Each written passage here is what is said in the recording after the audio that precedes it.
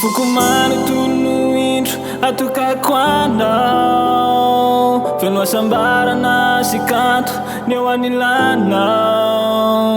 Ka naiza naiza isy anao de tongavako any, satria anao le tena tiako. You are my only one, only one. Vo nahitanao de tô tsy ho tany intsony, vo eo anilanao sa tsy de ody intsony. Miraikitrandohako lay tsikinao, hatrany anaty nofy aza mahitanao.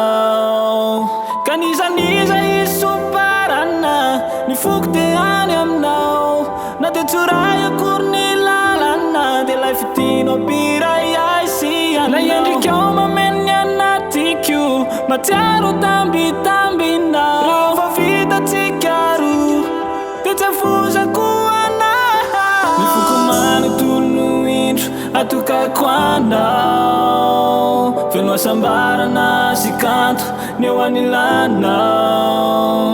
Ka naiza naiza isy anao de tongavako any, satria anao le tena tiako. You are my only one, only one.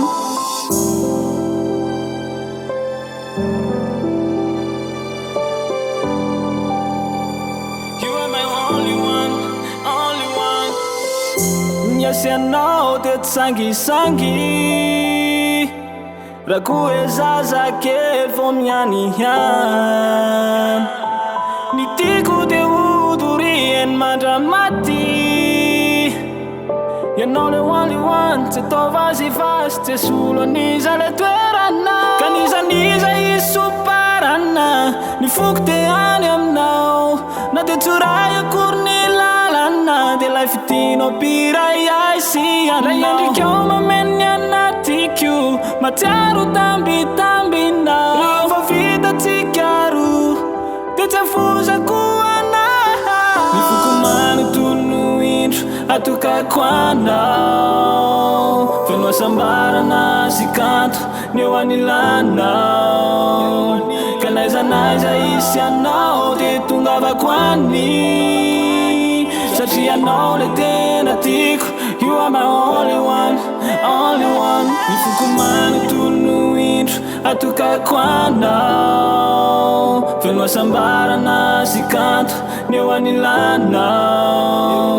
Ka naiza naiza isy anao de tongavako any, satria anao le tena tiako. You are my only one, only one.